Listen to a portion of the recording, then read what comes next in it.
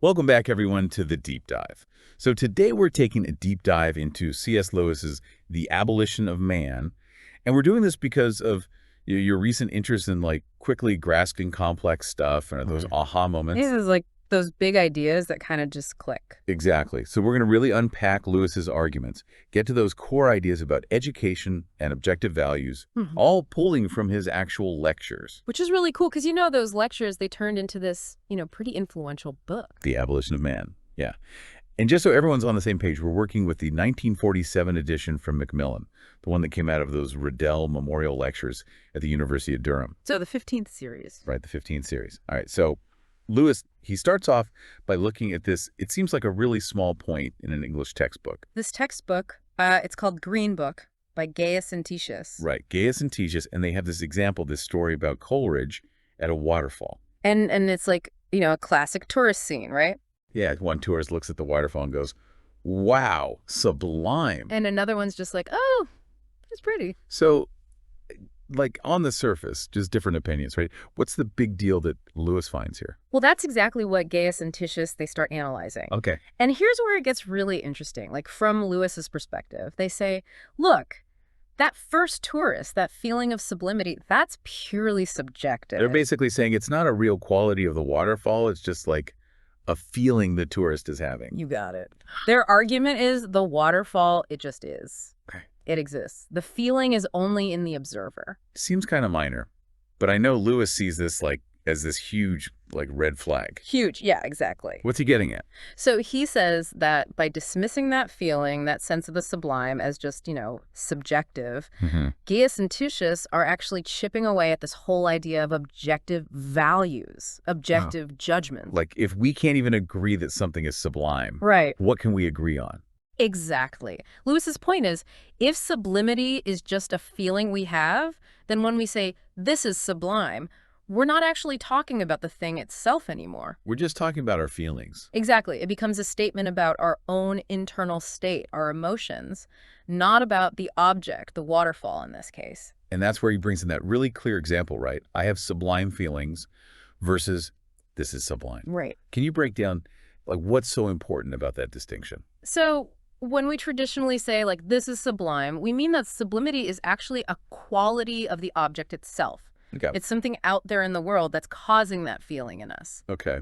But if we follow Gaius and Titius, then this is sublime just means, well, I'm having these, feelings. It all becomes about me. Yeah, and Lewis sees this as a real danger. Because it leads to those weird conclusions, right? He says, you are contemptible. We just become, I have contemptible feelings. Exactly. It's moral judgments become just feelings reports. It's this leveling down of value. The objective standard just disappears. Everything's relative. Yeah, and for Lewis, that's a huge problem. This is where he introduces the men without chests idea. Oh, yeah, this is key. Okay, so explain that metaphor. What does he mean by that? So he says, look, by throwing out objective value, educators who are teaching from the Green Book, they're basically removing the chest from their students. Okay. But chest, he doesn't mean literally the body part. Right. He's using it as a metaphor for the seat of magnanimity. That generosity of spirit. Exactly. Sentiment. It's that middle ground between, just pure reason and our basic appetites. So the chest is where our higher emotions live, honor or being righteously indignant about something. Yeah. Yeah. It's what allows us to feel properly about things, to respond in a fitting way. According to Lewis. Right. And he's saying, look, if we teach kids that all value judgments are just subjective feelings, we're cutting them off from that. We're creating these people who are just driven by, on one hand, their intellect. Right. And on the other, just their desires. Exactly. And nothing in between. And Lewis is not a fan of that. No, not at all. And this is where he brings in the Confucius quote. Oh, yeah. A powerful one. He who sets to work on a different strand destroys the whole fabric. What's the connection he's making there? So for Confucius, just like for Lewis, there's this inherent order to things, including morality. Okay. And Lewis is saying when Gaius and Titius attack this foundational idea of objective value, they're pulling on this one thread that could unravel the entire moral fabric of both the individual and society. Exactly. And he sees real consequences of this in education specifically. Yeah. So how does this approach affect, students' ability to understand, like literature, for example? Well, he's really concerned about this. Think about it. Great literature, it relies on us sharing these emotional responses to things that are presented as like objective truths, like courage, love, beauty, loss, all that. Right.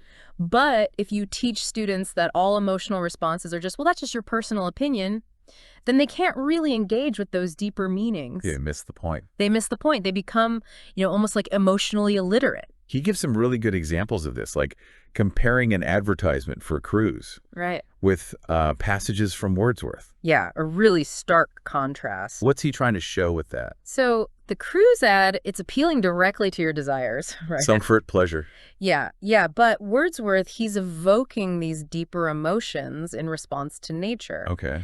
And Lewis says the Green Book approach would just lump them together. Say they're both trying to manipulate your feelings. Yeah, without acknowledging that Wordsworth is pointing to something real, something valuable outside of ourselves. Like something worthy of awe. Exactly. While the ad is just, hey, come by this cruise. So this whole debunking mentality, it takes away the possibility of having the right emotional response to something truly significant. They lose the ability to be moved by what should move them. Right. And it's fascinating that he points out that this is actually a pretty recent phenomenon. Oh, yeah. It's a modern invention. Like, how was education understood historically when it came to these emotional responses? So historically, education, it was all about cultivating the right emotional responses. Okay. There was this belief that, look, certain things deserve certain reactions. So, like, it wasn't just personal taste. Not at all. It was about recognizing, like, an objective order to things. And we see that in his Coleridge example, right? Yeah. Coleridge disagrees with the guy who calls the waterfall just pretty. Exactly. He's not just stating a different opinion. He's saying, no, sublime is the right response here. Like the fitting response is something that grand. Exactly. And Lewis sees this modern rejection of that as a total shift. A really drastic Yeah. one. And the danger here, the danger of this whole subjectivity thing, it gets pretty serious. Oh, yeah. What are the societal consequences that he's worried about? So his argument is, if all feelings are equally non-rational, then there's no basis for saying one feeling is better than another. So no hierarchy of values. Right. And that creates this vacuum where there are no shared values. It's a bunch of individual preferences bumping up against each other. Exactly. Sounds chaotic. And in that kind of society, Lewis fears people become really easy to manipulate. Because there's no objective standard to appeal to. Right. So anyone can come along with some, flashy propaganda and just sweep people up. Because how do you argue against that if it's all just feelings? You can't. So to sum up what we've covered so far, Lewis takes this seemingly minor point about a waterfall in a textbook. Right. And he builds this whole case against dismissing objective value in education. Yeah, it's a slippery slope he's describing. And that slope leads to men without chests, right? These individuals who are missing that crucial connection between their head and their heart. Exactly. They can't feel properly about things. And this has huge implications for how we understand, well, everything, really. Absolutely. And that actually leads us perfectly into the next part of his argument. Oh, yeah. So he's shown us the problem of the men without chests. The individual level, yeah. Now in chapter 2, the way, he zooms out and looks at the bigger picture. A societal level. Like, if we create these individuals, what kind of world are we building? Right. What are the consequences for society as a whole? And that's where he introduces this concept of the Tao. Big word. Yeah, it's a term with, Eastern roots. Right. So how is Lewis using it in this context? So when Lewis talks about the Tao, he's talking about this like universal moral law. Okay. This tradition of objective values that has, guided humanity for centuries across cultures. It's like our shared inheritance of wisdom. Exactly, like the importance of justice, courage, compassion, those fundamental things. Okay. And Lewis says, look, what's happening in the Green Book, it's not just a disagreement about subjective versus objective. It's deeper than that. Yeah, it's the actual destruction of value itself. Because they're cutting us off from this tradition, this Tao. Exactly. They're dismantling this whole foundation. So by teaching students that all values are subjective, we're not just like, changing their beliefs. Right. we're actually severing their connection to this moral heritage. Yeah, and that's a really dangerous thing to do. So at this point, Lewis, he anticipates a counter-argument. Okay. He calls them the innovators. The innovators, yeah. So these are the people who say, okay, maybe the old system of values is breaking down, but we can create a new one. Based on, like, our instincts or maybe pure reason. Right, like a fresh start. Yeah. But Lewis, he's not buying it. He's skeptical. What are his objections to this idea of just like creating a new value system from scratch?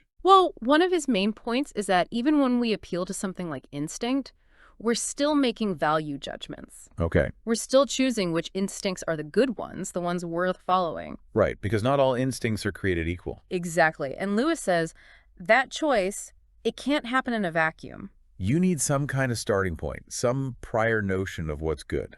Yeah, even if you're trying to build this like purely naturalistic system. You're smuggling in values from somewhere. Exactly. It's impossible to escape. So you can't pull yourself up by your own bootstraps, morally speaking. Exactly. Lewis argues that any attempt to create a totally new value system will probably end up borrowing from the very teo it claims to reject. It's unavoidable. Yeah, So this leaves us with a huge question, doesn't it? a big one. If we erode this traditional understanding of values, this Tao, then what?